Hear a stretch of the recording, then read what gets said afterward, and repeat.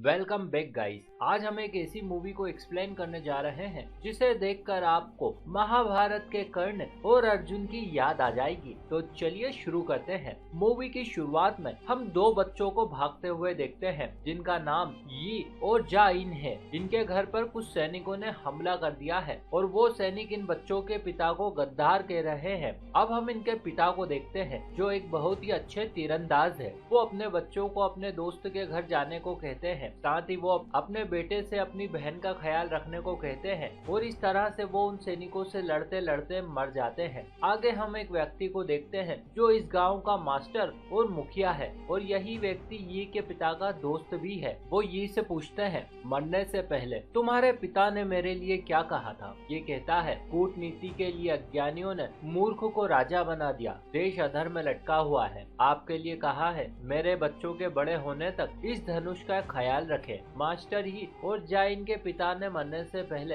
अपना धनुष इन बच्चों को दिया था क्योंकि वो नहीं चाहते थे कि ये धनुष गलत हाथों में जाए। अब अगला सीन हम 13 साल के बाद देखते हैं जहाँ ये भी अपने पिता की तरह एक कुशल तीरंदाज बन चुका है। अभी वो अपने दोस्तों के साथ हिरण का शिकार कर रहा है। वो एक बेहद ही खास तरह का तीर बनाता है जिससे वो हिरण को सक्सेसफुली मार देता है। अगले सीन में हम देखते हैं वो अपने दोस्तों के साथ बैठा होता है कि तभी वहाँ मास्टर का बेटा सेओ आ जाता है जो उससे कुछ पर्सनल बात करने के लिए उसे वहाँ से ले जाता है। वो यी से कहता है कि मैं तुम्हारी बहन से शादी करना चाहता हूँ। अब चूंकि तुम उसके भाई हो इसीलिए मैं तुम्हारी बेहद इज्जत करता हूँ। तब ये कहता है, क्या तुम्हारा दिमाग खराब हो गया है? वो एक गद्दार की बेटी है और तुम एक मास्टर के बेटे। इस पर ये कहता है, मैं अपने माता पिता को मना लूंगा। पर ये मना कर देता है और कहता है कि तुम में मर्दों वाली बात नहीं है। इस बात पर उन दोनों की लड़ाई हो जाती है। इस सब पर मास्टर उन्हें सजा देते हैं जहां वो यी से कहते हैं, क्या तुम्हारी जिंदगी का कोई लक्ष्य नहीं है? तुम बस पीकर यहाँ वहाँ घूमते रहते हो। इस पर ये कहता है, मैं क्या करूँ? क्या मैं खेती करूँ या फिर खाना बनाऊँ? मैं जो भी करूँगा मैं बस गद्दार का बेटा ही कहलाऊंगा। इस पर मास्टर चिढ़ जाते हैं। वो यी से कहते हैं, तुम्हारे पिता कोई गद्दार नहीं थे, वो एक बहुत ही अच्छे तीरंदाज और ईमानदार सैनिक थे। पर इस सब का यी पर कोई फर्क नहीं पड़ता। वो वहाँ से जाने लगता है। तभी मास्टर कहते हैं, मैं जाइन और सेओ की शादी करने की इजाजत देता हूँ। आगे हम देखते हैं ये अपने पिता के धनुष के साथ प्रैक्टिस कर रहा है जहाँ उसके पिता की बात उसे याद आती है जो कहते थे, एक अच्छे तीरंदाज का निशाना कभी नहीं चूकता। वो तीर छोड़ देता है पर उसका निशाना चूक जाता है। तभी उसकी बहन वहाँ आती है जो एक तीर छोड़ती है और उसका निशाना नहीं चूकता। उसकी बहन कहती है, तुमने ऐसा क्यों किया? तब ये कहता है, जब तक नया राजा नहीं हटता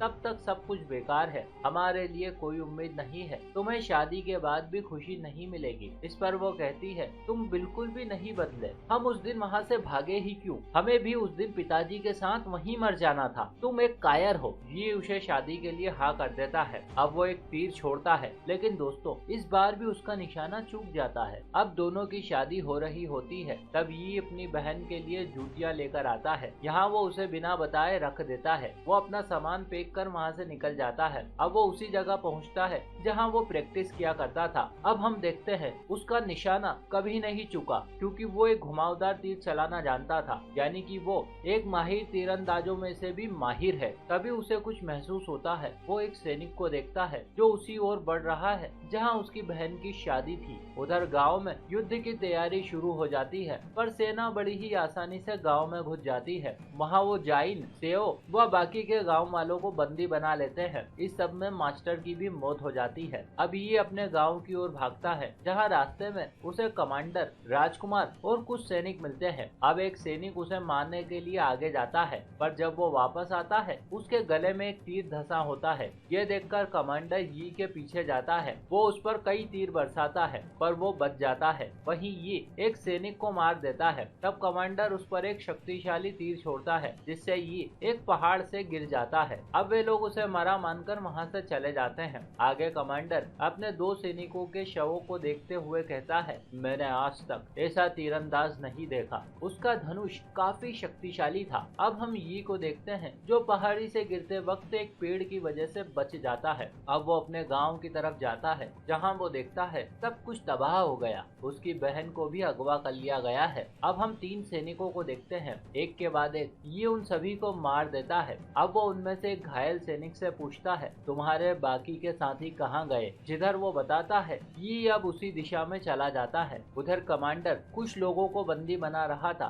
तभी उसे एक सैनिक मिलता है जो उसे बताता है वो बहुत तेज था, हर ओर से बस तीर आ रहे थे, उसका निशाना अचूक था। कमांडर समझ जाता है ये वही है। अब कमांडर उसे ढूंढने निकल जाता है। अगले सीन में हम देखते हैं मास्टर के गांव के लोग एक जगह बैठे हैं जहां एक सैनिक उन्हें भागने के लिए कहता है ताकि वो उन्हें मार सके। तब सेओ भी वहां से भागता है। एक सैनिक उसे पीछे से मारने आता है पर सेओ उसे मार देता है। वहां यी भी आ जाता है और सभी को आजाद कर देता है। अब हम जाइन को देखते हैं। वो राजकुमार से कहती है, तुम राजा बनने के काबिल नहीं। इस पर राजकुमार उसे भूखे प्यासे खड़े रहने की सजा देता है। उधर कमांडर उस जगह पहुंच जाता है जहां यी ने सभी को आजाद कराया था। तब उसे पता चलता है नक्शा गायब है। साथ ही वो एक लाल रंग का तीर देखता है। अब वो अपने साथियों से कहता है, हमें किसी भी हाल में उसे पकड़ना होगा। इधर यी, उसके दोनों दोस्तों और सेओ राजकुमार के कैंप तक पहुंच जाते हैं। वहीं कमांडर तेजी से राजकुमार के कैंप की ओर बढ़ता है। अगले सीन में जाइन अपने आप को राजकुमार से बचाती है। तभी वहां यी आ जाता है। वो राजकुमार को बंदी बना लेता है। अब वो उस पर शराब डालकर उसे बाहर ले जाता है। वो अपनी बहन और सेओ को वहां से भगा देता है। कुछ देर बाद अब वो राजकुमार के कपड़ों में आग लगा देता है और वो भी वहां से भाग जाता है। इधर कमांडर राजकुमार के कैंप तक पहुंचता है। वहां उसे राजकुमार की लाश मिलती है। एक सैनिक उसे बताता है कि वो दक्षिण दिशा की ओर गया है। तब कमांडर उसके पीछे चला जाता है। आगे कमांडर यी को ढूंढ लेता है। वो उस पर कई शक्तिशाली तीर बरसाता है पर वो इस सब से बच जाता है। लेकिन भागने के दौरान उसके एक और दोस्त की मौत हो जाती है। दूसरा दोस्त पहाड़ी पार करने से मना कर देता है पर यी पहाड़ी पार करता है और पीछे से कमांडर तीर बरसाता है। अब कमांडर भी पहाड़ी पार कर लेता है और एक के बाद एक उसके साथी भी, पर इनमें से कुछ को यी मार गिराता है। अब वो वहां से भाग निकलता है। अगले सीन में हम जाइन और सेओ को देखते हैं जहाँ उन पर दो सैनिक हमला करते हैं पर वो उन दोनों को मार देता है। इधर यी